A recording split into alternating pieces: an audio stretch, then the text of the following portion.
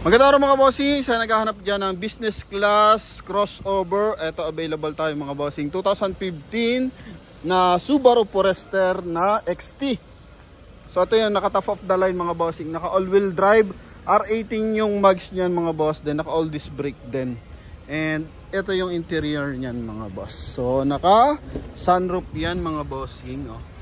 Yan, naka sunroof and naka power tailgate. Ito pakita natin. All leather pa yung kanyang interior mga boss. Ayan. Alright. So, pwede mo siyang buksan dito. Pwede mo rin buksan dun sa likuran. Then, ito yung kanyang interior. Butan lang natin ang bahagya mga boss ha. Yan na. Okay, kaya sa mga interesado dito mga bossing, mababang presyo lang binibigay mga boss. Okay. So, makina na ito mga bossing, 2.5 liters na turbo gasoline engine mga boss. So sa naghahanap dyan ng napakagandang riding comfort, lalo na sa mga rough road area, naka soundproof to mga bossing. Then yung pormahan talagang panegosyante or from professional mga boss, eto na. So 2015 model, ang presyo nila dito mga bossing 590, pero sa atin makukuha mo lang to sa halagang 525,000 kasama yung transfer of ownership. And yun nga, nakatuton ang mags, R18 na naka all disc brake, naka 5 stud.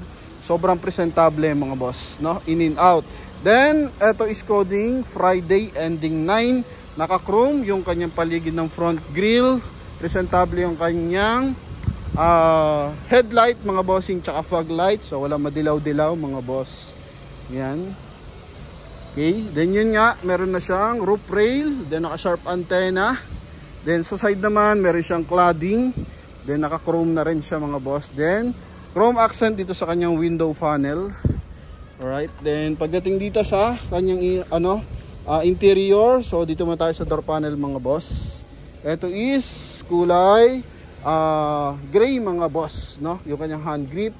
Power fold, power adjust yung kanyang side mirror. Oh. Open natin. Then, ito, retractable kung tawagin mga boss. Check natin yung kanyang power adjust mga boss. Okay, 2015 model yan, kaya taga napaka-smooth pa. Yan, kabilaan. Dito, yung joystick niya. Then, ito yung pump hold mga boss. Okay. Yan. Then, sa ating power tailgate, kung paano natin na-open dito. Then, meron siyang memory height mga boss para sa mga cornering mga boss, no? Pag nasa parking, yung mga masyadong masisikip, yan, so hindi tayo makakatama sa ibang sasakyan mga boss. Then steering wheel naka leather, and ito mga bossing is naka paddle shift, naka cruise control, may voice command siya para sa ating 2D audio system. Yan. Then dito naman yung ating transmission, dito meron siyang silver accent. 4 ang airbag mga boss, no? So may airbag dito, then meron ding airbag sa sidings. Ganda niya, naka sunroof. So once na pupunta kayo ng Tagaytay, Baguio, kitang-kita mo mga boss. Oh. Alright. So ganda ng leather mga bossing, as in presentable na siya mga boss. Sasakyan mo na lang to mga bossing. Okay. Then dito sa kanyang sun visor, yan, may mirror siya mga boss. Hindi pa lang to na-detail ha. No? So dumating to, ganito na mga bossing. So nabapping lang ng bahagya yung kanyang exterior, pero sa interior, so hindi pa siya na fully detail, kaya meron pa siya mga dumi-dumi. Matatanggal lahat yan mga boss. Okay, then mileage natin 66,760 mga boss. So, yan. Check natin, I think may reverse parking camera siya eh. Na-detect dito pala, kala ko doon na-detect mga boss eh. Then check din natin kung may sensor. So ikot tayo. Yun. So, dito mga bossing, naka-power seat din siya. Okay. Yan. Pa-recline, tsaka pa yung adjust ng upuan, back, and forward. Then, dito mga bossing, naka-automatic climate control. May kasama siyang RFID card mga boss. Then, 12-volt socket for charging station. And ito, charging port. Then, dito, armrest. Then, may maliit siyang lagayan.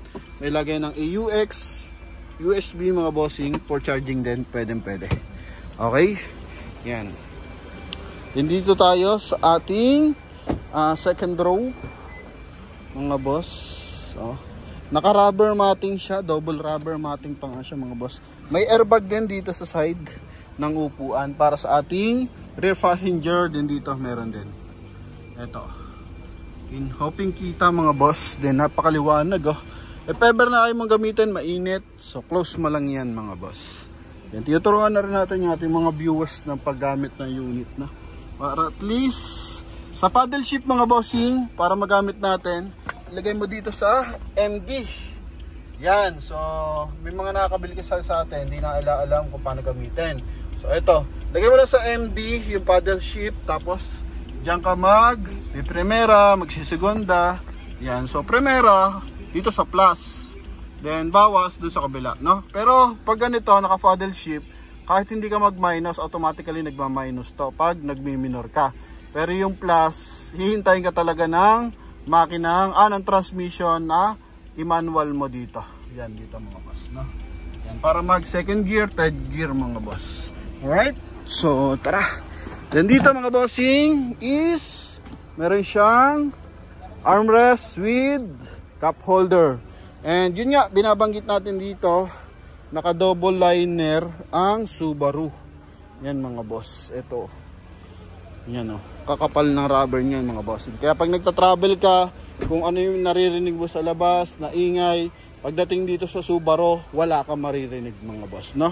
Yan, sa ibang kotse, pag nagta-travel, dumadaan ng mga rough road, naririnig mga bossing, di ba? So dito, napaka-safe talaga. Komportable gamitin.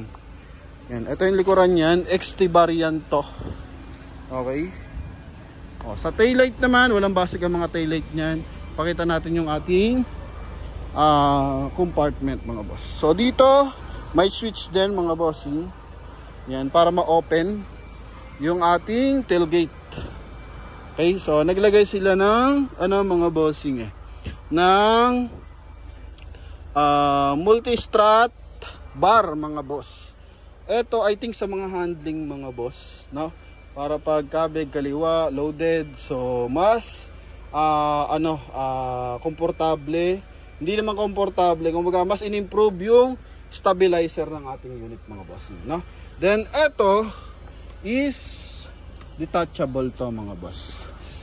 Okay, a double liner. So ito mga bossing, detachable to. Yan, if ever na ay mo tong gamitin.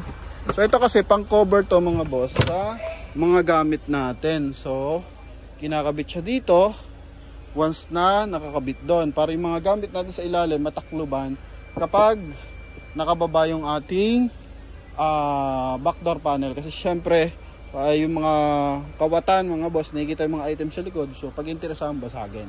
Then additional, naka 3M yung ating tint. Okay, kaya maliwanag po yan. Then naka power seat.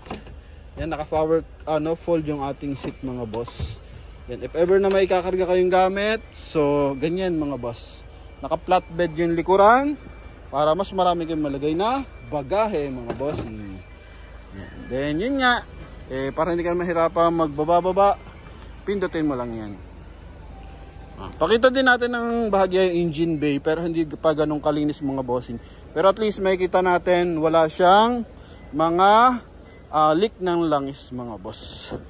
Okay, so eto yung ating Subaru Forester sa halagang 525,000. Bababa to mga boss. 2015 model, no? Yan. Alright, so eto. Pakita natin yung kanyang engine bay. So dito pang open. And bukod pala sa mga bossing, perfect yung safety features tsaka handling ng Subaru Forester. Ang ganda rin ng nito mga bossing, ng speaker, no? Talagang lumalagubog mga boss. Kumbaga hindi siya basag ba. Yun. So yun yung madaling term. Ito yung ating engine bay. Tingnan nyo tong kabilang side, malinis na. Yan mga bossing, malinis na siya. Dito malinis na siya. Then dito hindi pa. So ongoing pa lang. Naka-Amaron battery mga boss. Then naka 2.5 boxer engine, 2.5 liters na gasoline engine to mga bossing, no? Yan. So sa mga interesado dito, lagi lang naging concern ng Subaru yung ingay ng compressor.